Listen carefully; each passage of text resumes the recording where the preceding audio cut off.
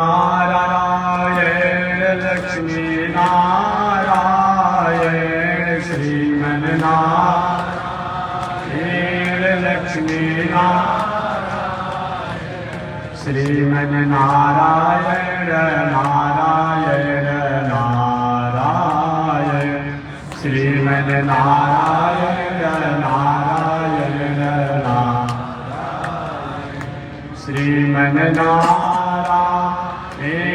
जगमो नारायण श्रीमन नारायण जगमो नारायण लक्ष्मी नारायण नारायण नारायण लक्ष्मी नारायण नारायण नारायण प्रभु तेरी शरण प्रभु तेरी शरण प्रभु तेरी शरण प्रभु तेरी शरण राम जी तेरी शरण श्याम जी तेरी शरण राम जी तेरी शरण श्याम जी तेरी शरण प्रभु तेरी शरण प्रभु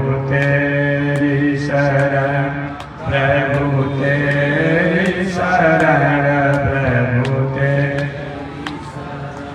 श्री राम हरे बलराम हरे श्री राम हरे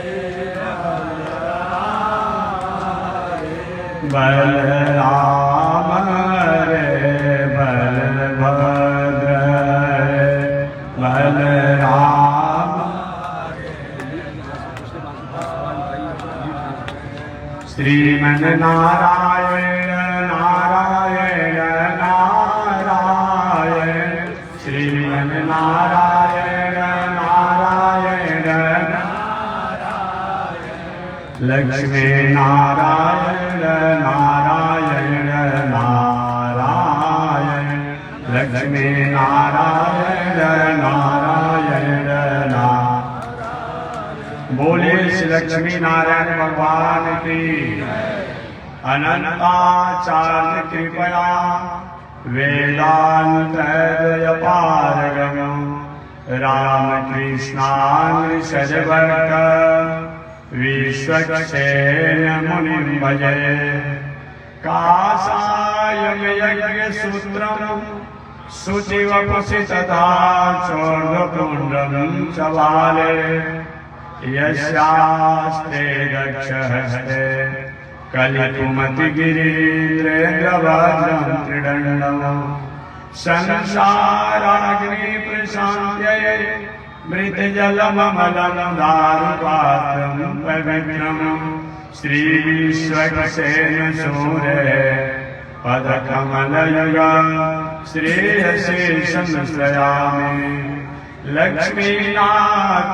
समारम्भां नाथयामुनिमध्यमाम् अस्मदाचार्यपर्यन्तां वन्दे गुरो परम्पराम् नारायणाय विद्महे वासुदेवाय धीमहि तन्नो विष्णु प्रचोदयात् महालक्ष्म्यै च विद्महे विष्णुपत्न्यै च धीमहि तन्नो लक्ष्मी प्रचोदयात् तन्नो लक्ष्मी प्रचोदयात् परमाराध्य श्री लक्ष्मी नारायण भगवान नित्य वंदनीय पूज्य गुरुदेव श्री त्रिदंडी स्वामी जी महाराज के जुगल चरणों में कोटिशः नमन। भगवत भागवत आचार्य कैंकर्य पारायण महानुभाव काशी की पावन भूमि से चलकर आए हुए जगत गुरु रामानुजाचार्य स्वामी मुक्तिनाथ जी द्वारा आप कथा श्रवण कर रहे थे। उनसे पहले जगदीशपुर से चलकर आए हुए श्री आनंद बिहारी शास्त्री जी द्वारा कथा श्रवण कर रहे थे। उनसे पहले आरा से चलकर आए हुए श्री गिरिधर शास्त्री जी द्वारा कथा श्रवण कर रहे थे। उनसे पहले कौल छपरा के महंत श्री संजय जी द्वारा कथा श्रवण कर रहे। पावन भूमि पर पावन कथा का निवेदन करते हुए मैं आ रहा हूँ। पावन कथा प्रसंग अंतर्गत पिछले दिन मैंने निवेदन किया था, भगवान श्री कृष्ण अपने सुधर्मा नाम की सभा में पूरे समाज को, परिवार को, द्वारिकापुर निवासियों को संबोधित करते हुए संदेश देते हुए कहते हे महानुभाव, जीवन में धन हो जाए, जीवन में बल हो जाए, जीवन में पद हो जाए, जीवन में रूप वैभव ऐश्वर्य हो जाए, इसका उपयोग विवेक से करना चाहिए। जब भी धन जनपद प्रतिष्ठा वैभव ऐश्वर्य का उपयोग विवेक से नहीं करते हैं तो वह धन व बल व जन व पद व प्रतिष्ठा हमारे लिए कष्टकारक हो जाता है। आगे सभा में भगवान श्री कृष्ण के पुत्र खड़े हो गए, श्याम जी के पिताजी विवेक को ठीक ठीक से रखा जा सकता था। भगवान श्री कृष्ण ने कहा कि 5 दुर्गुण के आने पर विवेक के बिगड़ने की संभावना रहती है और 7 शत्रु को जीवन में उतारने पर विवेक के भटकने की संभावना नहीं रहती। वो 5 दुर्गुण कौन है जिनके कारण विवेक भ्रष्ट होता है? शराब की नशा, वेश्यावृत्ति की नशा, जुआखोरी की नशा, हिंसा का दुर्व्यसन और कोर्ट कचहरी का दुर्गुण। ये 5 दुर्गुण चाहे देवराज इंद्र में आ जाए, दानाध्यक्ष कुबेर जी में आ जाए या किसी में आ जाएगा, वो व्यक्ति को हरास होने से, विनाश होने से कोई रोक नहीं सकता। याद रखिए, भले कोई जाने न जाने, लेकिन कहीं न कहीं उसका परिणाम आपके और आपके लोगों पर या तो प्रतिष्ठा के रूप में, या तो धन के रूप में, या तो पद के रूप में, या तो वैभव के रूप में, कहीं न कहीं और आपके 5 में से एक भी दुर्गुण आ जाए या 5 दुर्गुण आ जाए तो निश्चित रूप में हरास होने से कोई रोक नहीं सकता। आगे भगवान के परिवार के लोगों ने पूछा, प्रभु ये बताइए कि विवेक भ्रष्ट न हो इसका क्या उपाय है?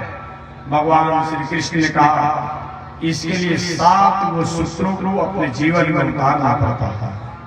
वो 7 सूत्र कौन है?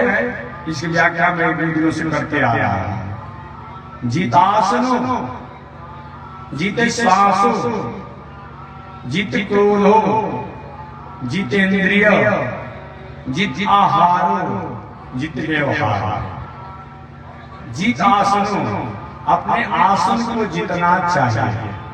जितासनो, जित श्वासो, अपने श्वास को भी जितना चाहिए। जितासनो, जित श्वासो, जित क्रोधो, और अपने क्रोध को भी जितना चाहिए। जितेंद्रिय, और इंद्रियों को भी जितना चाहिए। जित आहारो, अपने भोजन को भी जितना चाहिए, संयम रखना चाहिए। जित व्यवहारो, और व्यवहार को भी जितना चाहिए।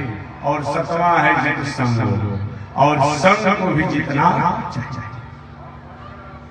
पिछले दिन मैंने व्याख्या करते हुए निवेदन किया था कि सबसे प्रथम जित आसन, आसन को जितना। आसन मैंने बैठक बाजी। पिछले दिन मैंने निवेदन किया था कि नैष्ठिक ब्रह्मचारी जी भीष्माचार्य थे।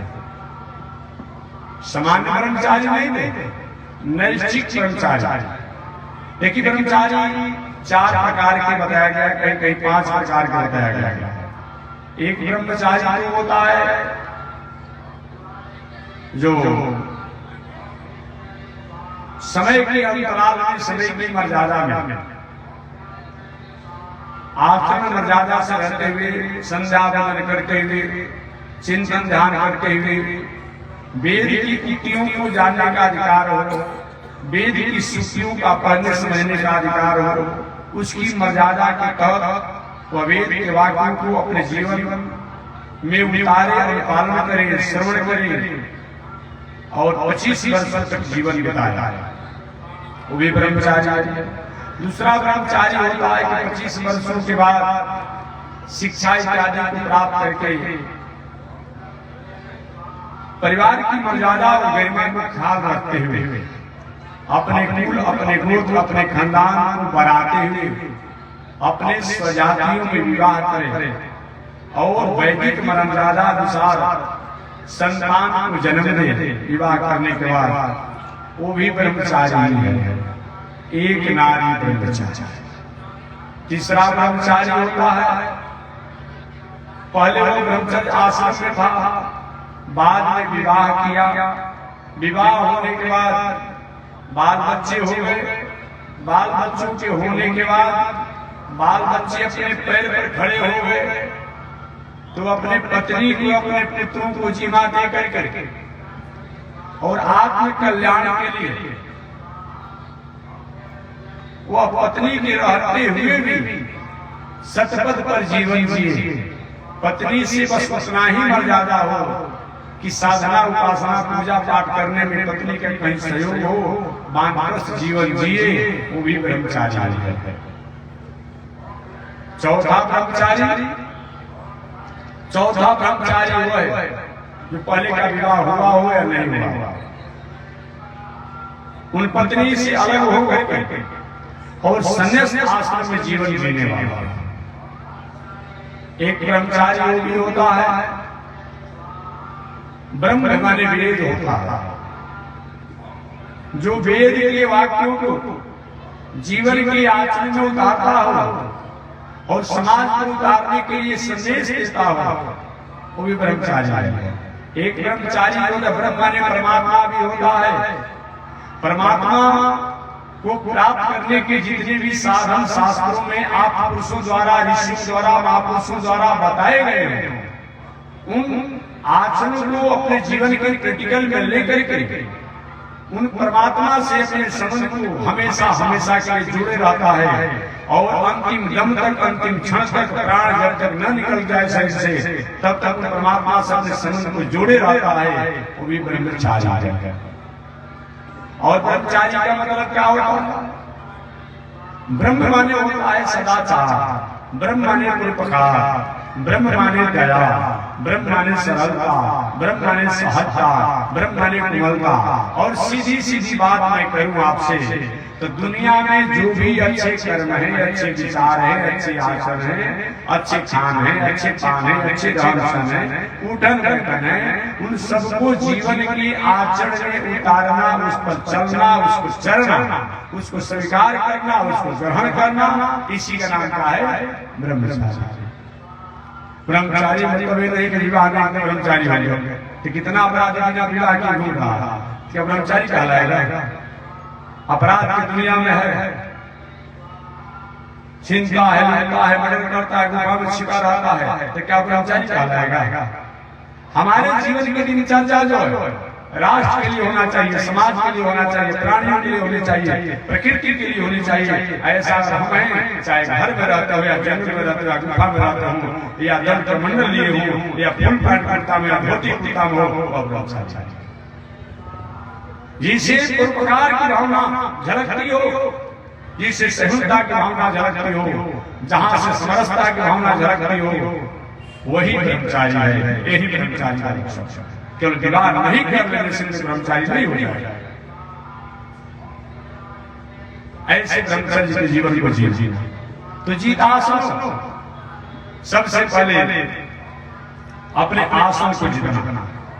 आसन जीतने का मतलब बैठक बाजी पवित्र होना चाहिए।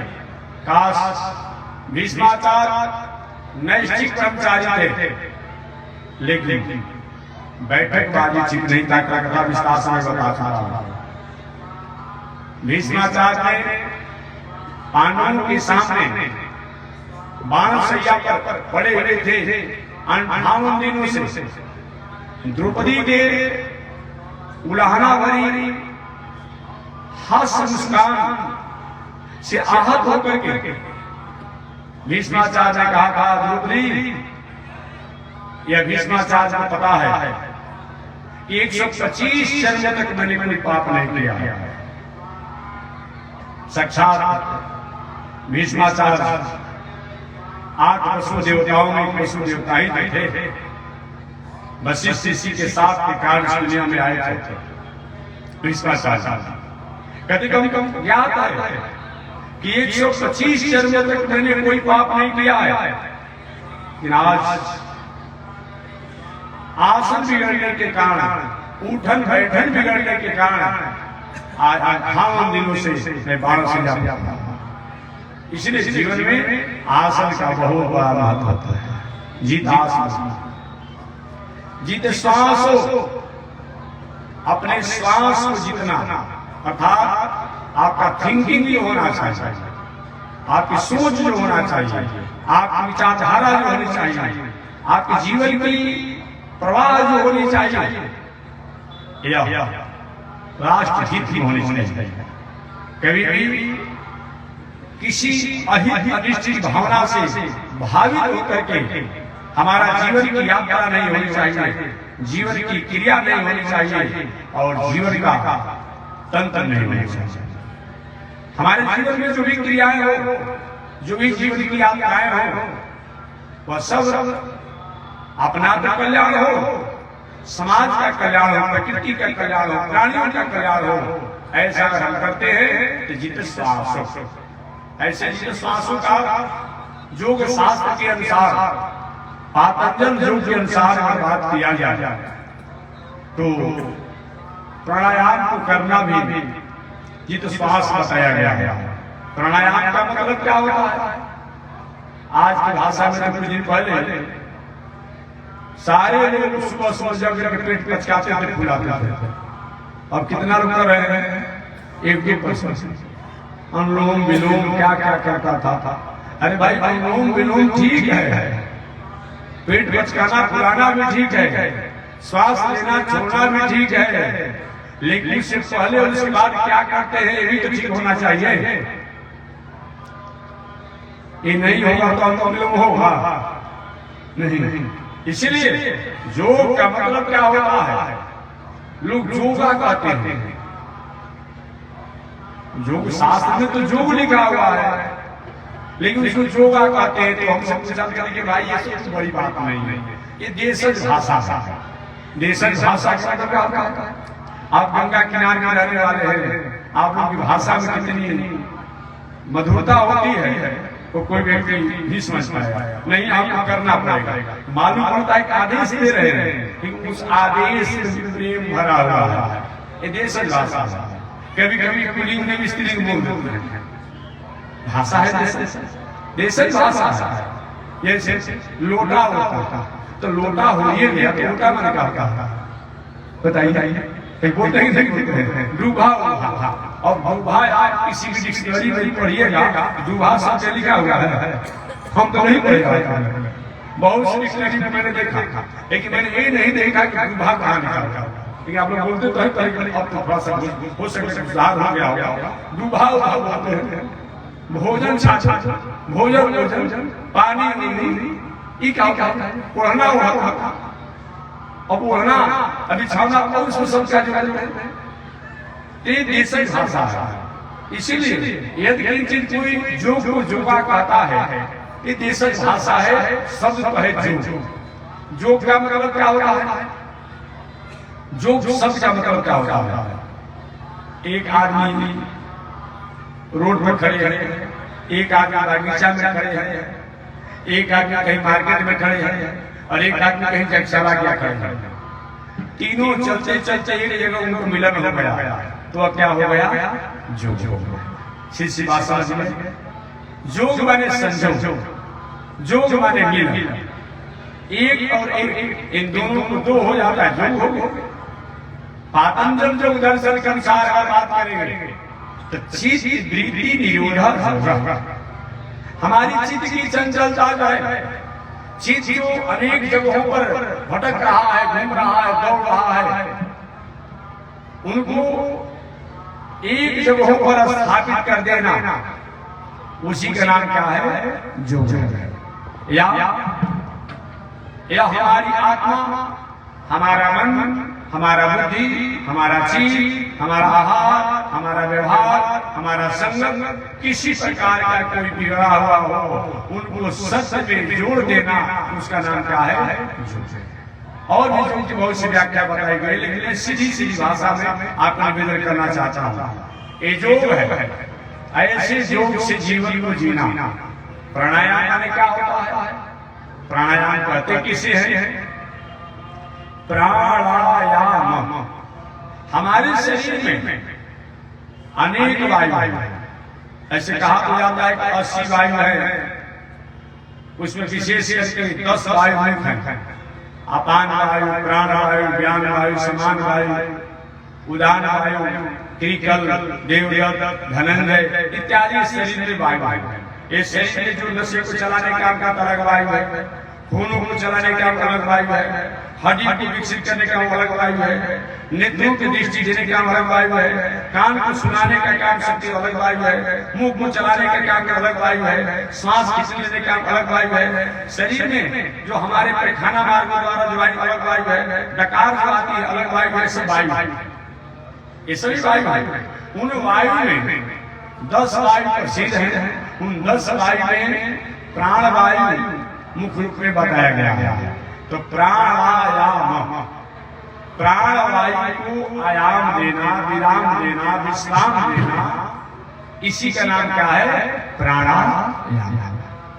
कोई भी व्यक्ति कितना भी बलिष्ठ हो, पुष्ट हो, मजबूत हो, उसको विश्राम चाहिए। सुंदर बड़ा जनरेटर हो, ऑटोमेटिक जनरेटर हो, मशीन हो, उसको भी साल 6 महीना 3 महीना पर 1-2 दिन के लिए विश्राम चाहता है।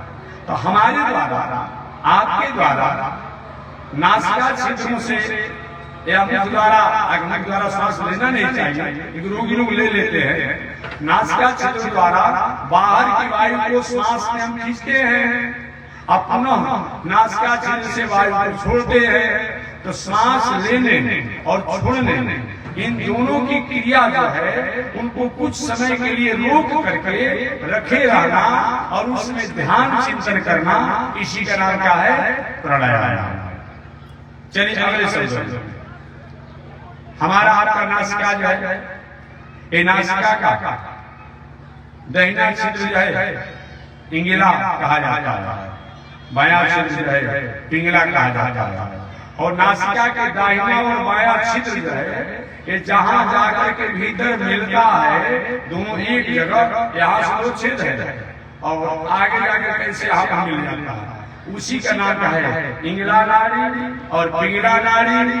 नासिका के दाहिने छिद्र इंगिला, तो बाएं छिद्र पिंगला, इन दोनों छिद्र जाकर जहाँ मिल जाता है, उसी को सुषुम्ना नाड़ी कहते हैं।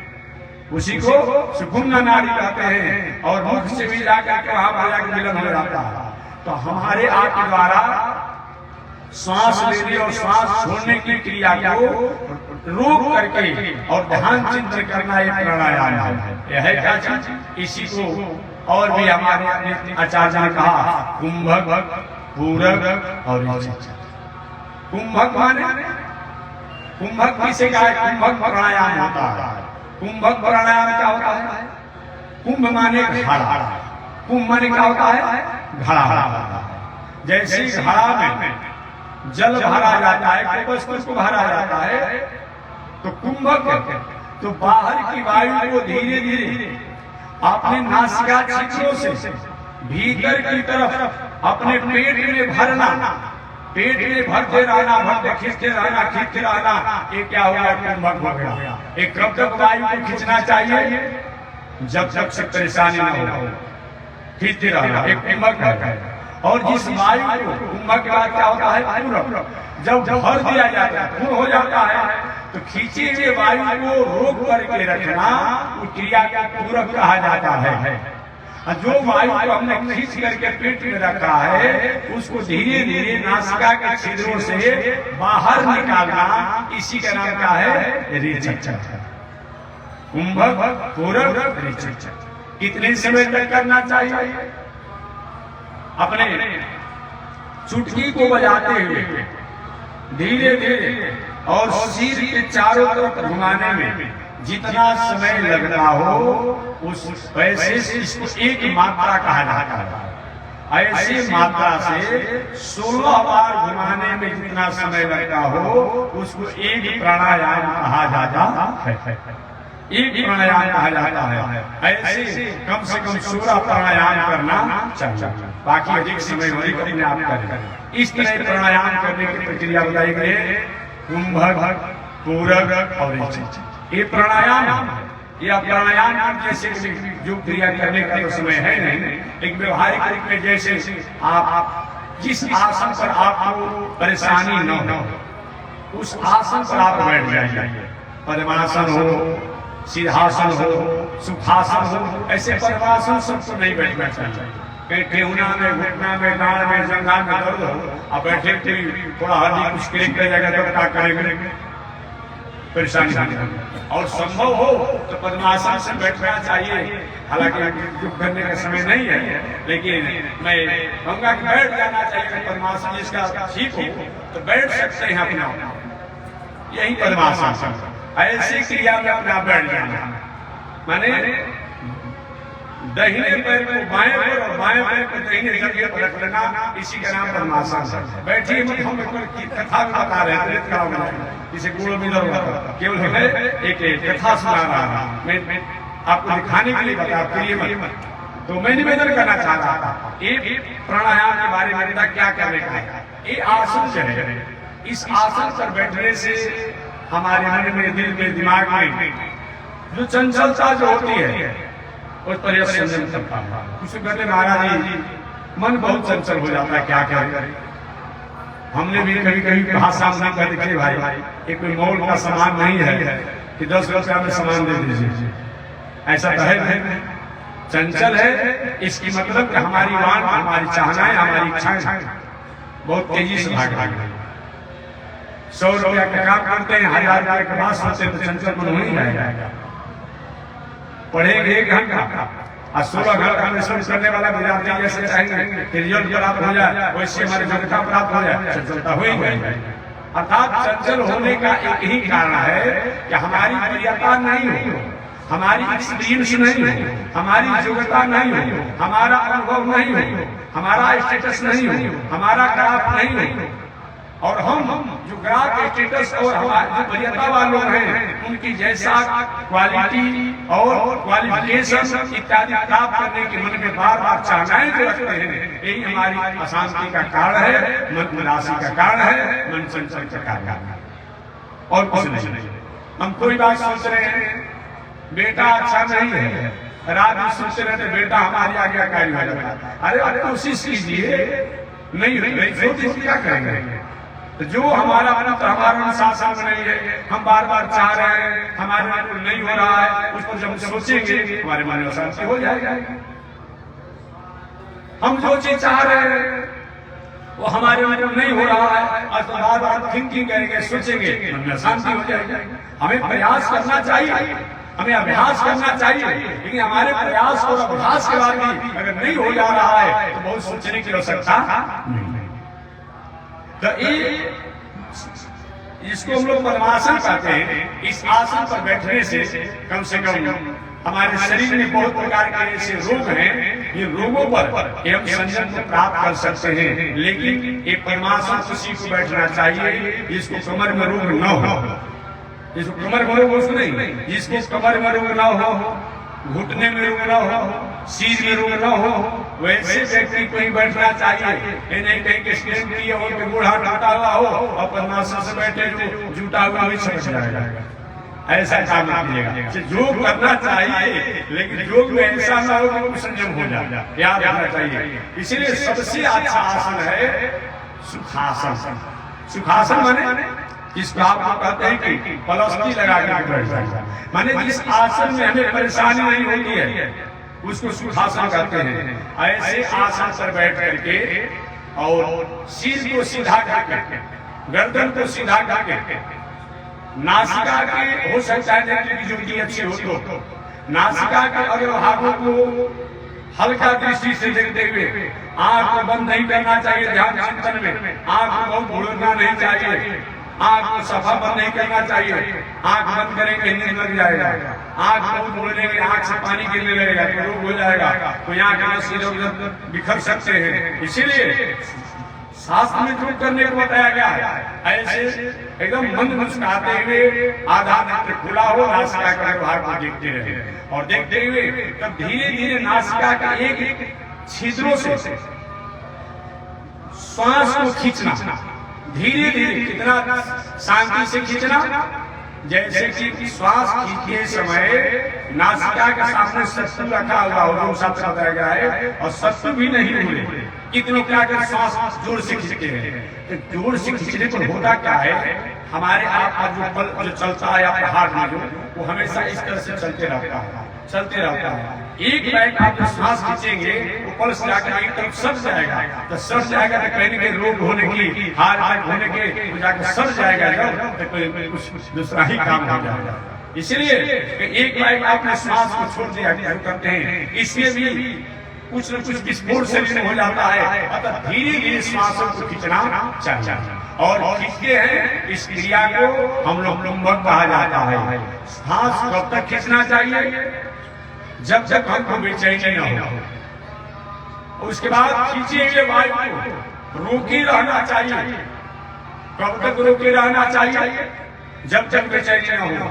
इस वायु को पेट में हम रोके हैं, उस वायु को धीरे धीरे दूसरी विपरीत नासिका से, अगर दाहिना नासिका से श्वास को खींचे हैं तो बाएं नासिका से श्वास को धीरे धीरे छोड़ना चाहिए। जिसमें श्वास को आप रोकते हैं तो दोनों नासिका क्षेत्रों का श्वास रोके रहना चाहिए। ऐसे छोड़ते हैं वायु को, इसी को एक प्राणायाम कहा जाता है। ये प्राणायाम करने से होता क्या है, हमारे जीवन में कोशिकाएं होती है, जिसको आप अपनी भाषा में सेल कहते हैं।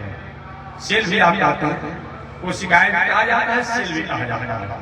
तो हम और आपके शरीर में कोशिकाएं होती है, सेल होता है। हम 24 घंटा कुछ न कुछ करते रहते हैं। कुछ कोशिकाएं हैं काम करते करते करते थक जाती है, कमजोर हो जाती है, वीकनेस इसमें आ जाता है, और कुछ कोशिकाएं काम करते करते वो डेड हो जाती है। याद रखिएगा, कुछ कोशिकाएं कमजोर हो जाती है, सेल जिसको आप अपनी भाषा में कहते हैं। कुछ कोशिकाएं जो है वो क्या करती है, डेड हो जाती है। जैसे कि आपने डीजल इंजन में या किसी ने गाड़ी में आपने मोबिल डाला तो कुछ दिन के बाद मोबिल क्या हो जाता है, जल जल के काला हो जाता है। कुछ मोबिल उसमें काम लायक रहता है और आप डाल देते हैं, तो जले हुए मोबिल को आप निकाल देते हैं, और जो काम वाला उसमें और कुछ डाल देते हैं। तो हमारे शरीर में भी एक कोशिकाएं काम करते करते डेड हो जाती है, मृत्यु को प्राप्त करती है। कुछ कोशिकाएं कमजोर हो जाती है। तो जब हम प्राणायाम करते हैं तो प्राणायाम करने से डेड कोशिकाएं हमारे शंका मार्ग, पैखाना मार्ग, या आंखों के, नाकों के, आंसुओं द्वारा, नाकों के पानी द्वारा, कानों द्वारा या मुंह द्वारा वो कहीं कहीं बाहर आ जाते हैं। क्योंकि डेढ़ कोशिकाएं, मरे हुए कोशिकाएं सेल हमारे शरीर में रहती है, तो बाद में से कोई कोई इन्फेक्शन होने की बात आती है, रिएक्शन होने की बात आती है, कोई रोग होने की बात आती है। और जो कमजोर कोशिकाएं सेल हैं वो प्राणायाम करने से, उनमें अपने आप प्राणायाम करने से उनमें एनर्जी प्राप्त होता है, उनको शक्ति प्राप्त होता है, अपने अपने कार्यों को सुचारू रूप से करने को होती है। हमारे शरीर में स्फूर्ति आती है, दिल दिमाग मन बुद्धि जो है वो अपने आप में शांत होता है। ऐसा विचार करके भी प्राणायाम करना चाहिए। मैंने मेडिकल साइंस और वैज्ञानिक और जो तीनों द्वारा मैंने प्राणायाम की बातों को निवेदन की, इसलिए प्राणायाम करना चाहिए। योग शास्त्र की बात करेंगे तो योग शास्त्र बताया गया प्राणायाम महाबल। ये योग शास्त्र क्या चीज, प्राणायाम महाबल। ये प्राणायाम जो है ये हमारे महाबल बताया गया है, शरीर की अनेक प्रकार के रोगों को दूर करता है। अतः जीवन में प्राणायाम होना चाहिए। तो 7 सूत्रों को जीवन में उतारने के लिए भगवान श्री कृष्ण ने बताया कि हमारा विवेक ठीक रहे, इसके लिए 7 सूत्र होना चाहिए। तो सबसे प्रथम जितासनो, हमारा आसन बैठक का पवित्र होना चाहिए। जितासनो, जित श्वास और अपने श्वास पर भी विजय प्राप्त करना चाहिए। तो श्वास पर विजय प्राप्त करने का यही उपाय है प्राणायाम। प्राणायाम महाबल। यही प्राणायाम अधिक देरों तक हम करते हैं तो प्रत्याहार के नामों से जाना जाता है। और यही प्रत्याहार धारणा हो जाता है, ध्यान हो जाता है, और यही समाधि हो जाता है। समाधि अलग कुछ नहीं है। प्राणायाम करते समय समाधि में भी प्राणायाम करना पड़ता है, धारणा में भी प्राणायाम करना पड़ता है, ध्यान में भी प्राणायाम करना पड़ता है। लेकिन ध्यान समय, धारणा समय, समाधि समय जब प्राणायाम करते हैं वो वायु को रोके रहते हैं जब तक आनंद की अनुभूति होती है। जो साधक कभी कभी चाहते हैं जब समाधि की अनुभूति में रहे उस वायु को छोड़ते नहीं है, उस वायु को रोक करके और अपने आप में ध्यान चिंतन में लगे रहते हैं। वही समाधि। समाधि का मतलब हमारी बुद्धि जो है उन सब परमात्मा जो है जो नित्य नित्यानाम चेतना चेतनानाम एक बहुनाम ऐसे परमात्मा में जाकर के स्थापित हो गया, वही समाधि है।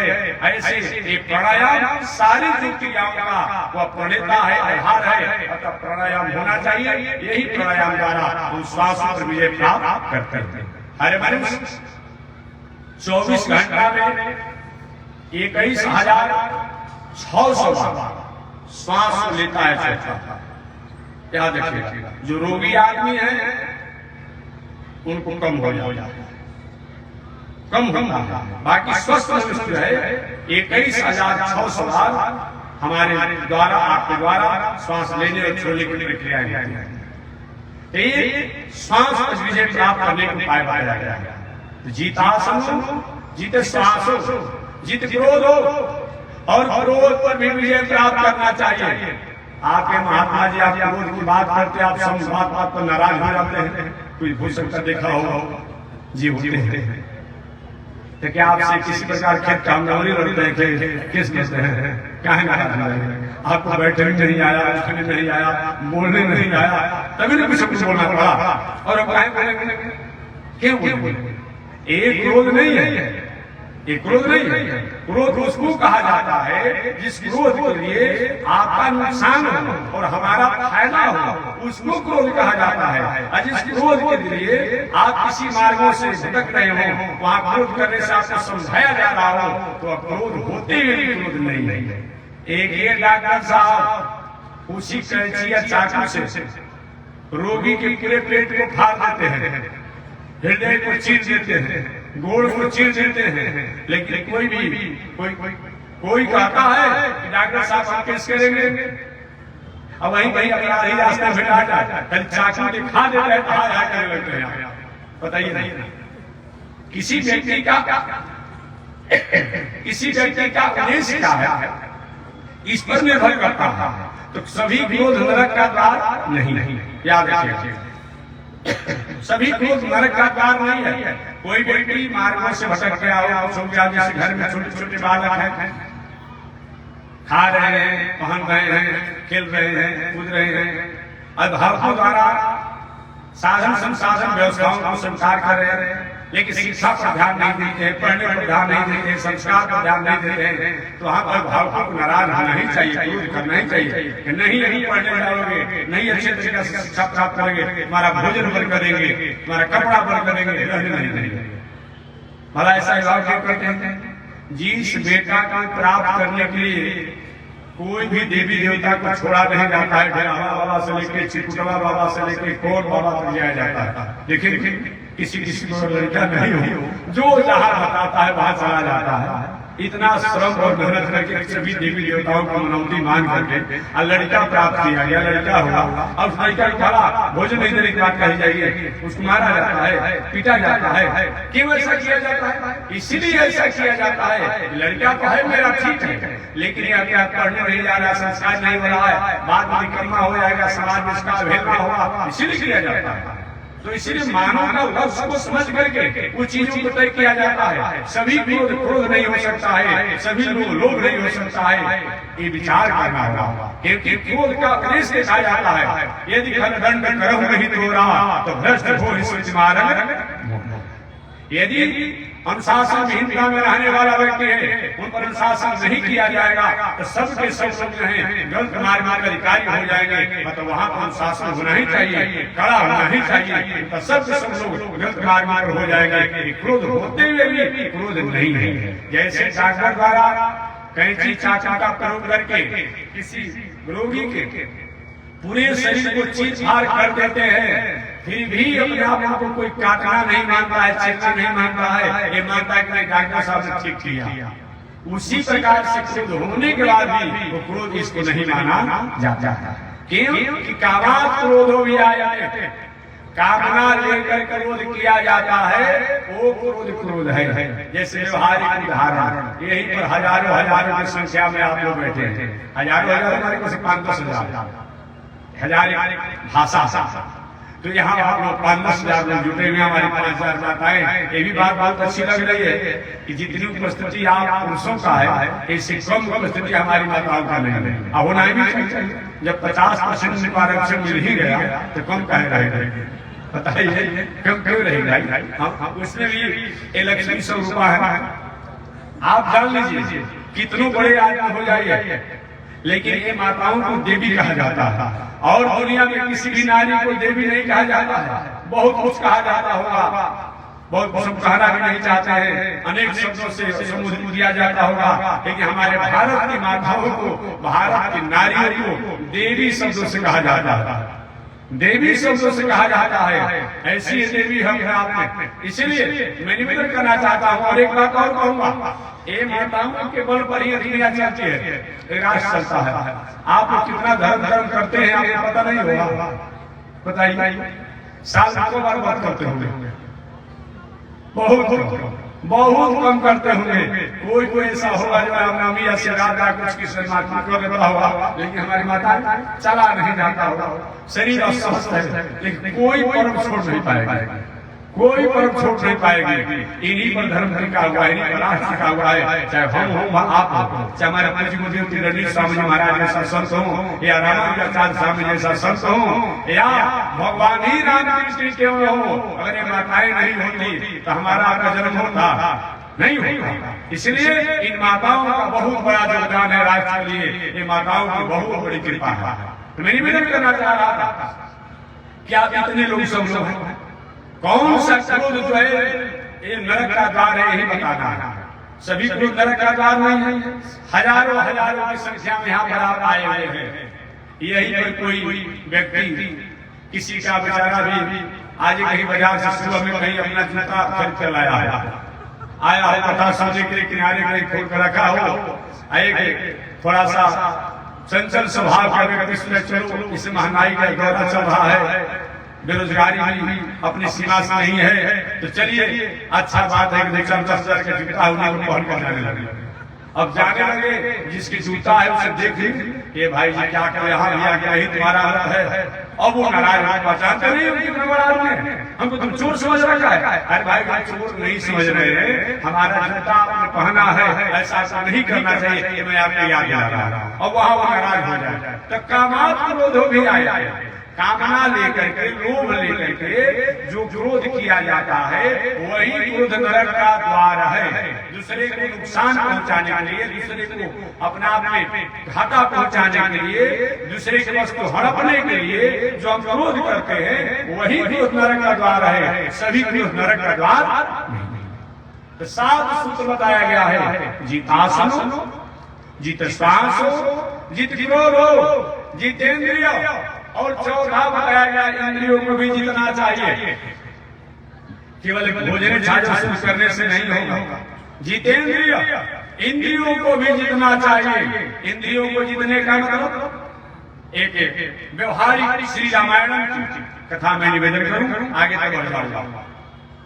श्री हनुमान जी महाराज लंकापुरी में प्रवेश किए हुए थे, बहुत प्रकार के संकट समस्याओं का अपना सामना करते हुए।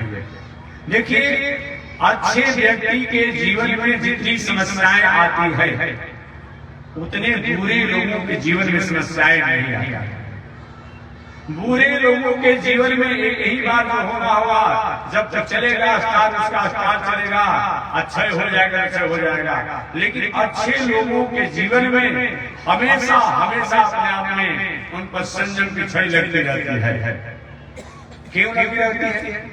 क्यों ऐसा होता है? इसीलिए होता है, घर में आपके 2 बच्चे हों, एक बच्चा जो है नालायक है, एक बच्चा जो है लायक है, नालायक लड़का जो भी सो करके जग जाए सुबह सुबह, माता से लेके पिता से लेके बाबा से लेके पत्नी से लेके सबसे झगड़ा करता है, घर से गांव से जवान से कितने आप परेशान हो जाते हैं, बहुत परेशानी का सामना करना पड़ता है। मन में यही होता है कहीं चला जाता है, कहीं अपने आप में कहीं गलती से रात में सोया रहा और 10 बजे दिन तक 12 बजे तक सोता रह गया।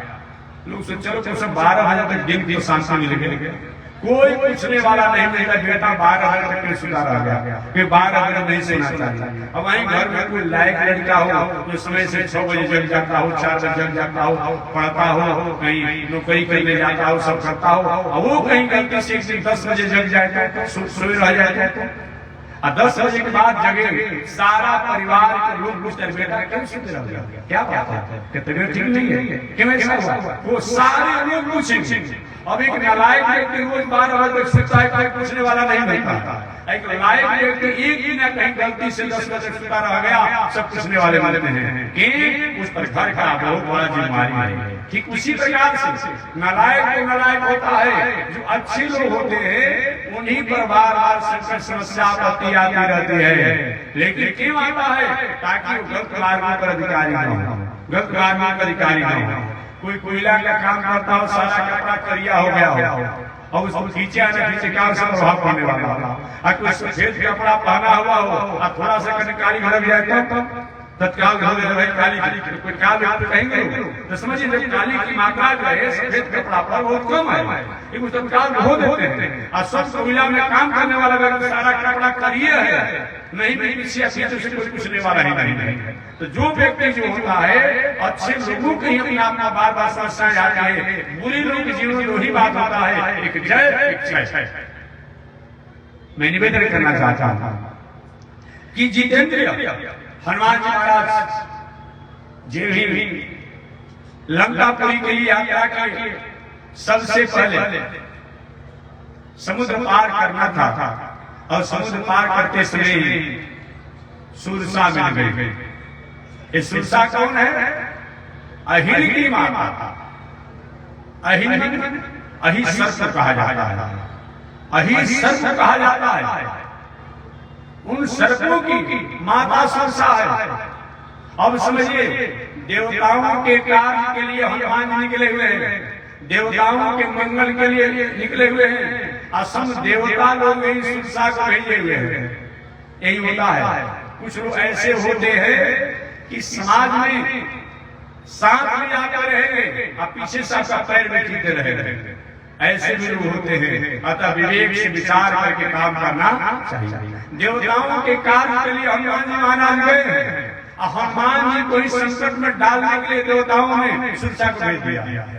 कितनी बड़ी विडंबना की बात है, कितनी बड़ी विडंबना की बात है। इसलिए आप हमेशा सजग और संयम होना चाहिए, हमेशा विवेक से विचार करके काम करना चाहिए। हनुमान महाराज कभी कभी दुस्साहसियों को थोड़ा सा अनुशासित करने के लिए अपने धन, अपने बल, अपने पद प्रतिष्ठा थोड़ा सा दर्शन कराना चाहिए। प्रदर्शन तो नहीं कराना चाहिए, लेकिन दर्शन कराना दिखाना चाहिए। हनुमान महाराज ने अपने धन का, अपने बल का, अपने पद का, अपने वैभव का दर्शन कराया और सुरसा ने अपने धन बल का प्रदर्शन कराया। दर्शन में स्वरूप का बोध होता है, प्रदर्शन में स्वरूप का बोध नहीं होता। हनुमान जी महाराज ने सुरसा के जैसा ही बढ़े, लेकिन सुरसा अपने प्रदर्शन में ऐसी बढ़ी उसको पता नहीं चला कि हम इतना विशाल रूप बना लिए हैं, कहीं यह जो हमारे सामने इस हमारे ही अतिरिक्त दर्शन करने नहीं पहचान पाई। अब कैसे पहचान गई? क्योंकि पहचान इसीलिए मैं हनुमान जी के साथ जैसा व्यवहार नहीं करना चाहिए वो किया। तो हनुमान जी महाराज ने क्या किया? जो मुझको मारा था तो मैंने मारा, हनुमान जी कहा जो हमको मारा हमको मारा। पूछा इस अशोक वाटिका के तुमने इसके दिए हुए बल पर आप उपयोग करते हो, वो कौन है? कि कोई सत्युग में नारायण के नामों से जाने जाते हैं, कभी वही बराह अवतार करके हो जाते हैं, कभी वही नरसिंहावतार के रूप हो जाते हैं, कभी वही वामनावतार के रूप हो जाते हैं। और त्रेता युग का आता है तो वही कभी राम के रूप हो जाते हैं। द्वापर युग जब होता है तो कृष्ण के रूप में जाने जाते हैं। और कलयुग जब आता है तो कहीं न कहीं वो हमारे कल की अवतार के रूप हो जाते हैं। वही में इस समय त्रेता युग के राम जो हैं वही राम में सेवक भक्त लंकेश राज। अच्छा, इसीलिए तुम ऐसा बात कर रहे हो। वही राम जो पिता द्वारा निष्कासित कर दिया गया है, उसी राम के तुम भक्त हो। हाँ, तुम्हारा दोष नहीं है, तुम्हारा दोष नहीं है। तुम बांदरों का स्वभाव होता है, जिस मालिक के साथ रहते हो उस मालिक का नमक का सही देते हो। कोई मदारी होता है, बनकर को रखता है, बेटा कैसे गठेल उठाई जाती है तो सिर पर गठेल लेकर बांदर चलता है। कैसे प्रणाम किया जाता है तो बंदर प्रणाम करता है ना। अच्छा, तुम्हारा नमक का सही देने वाले हो, उसी राम हो। हाँ, उसी राम। अच्छा, ये बताओ, दूध हो न था तुम्हें मार डालता, दूध हो न था मैं तुम्हें मार डालता। तुम जिस राम की बात करते हो उस राम में क्या क्या करते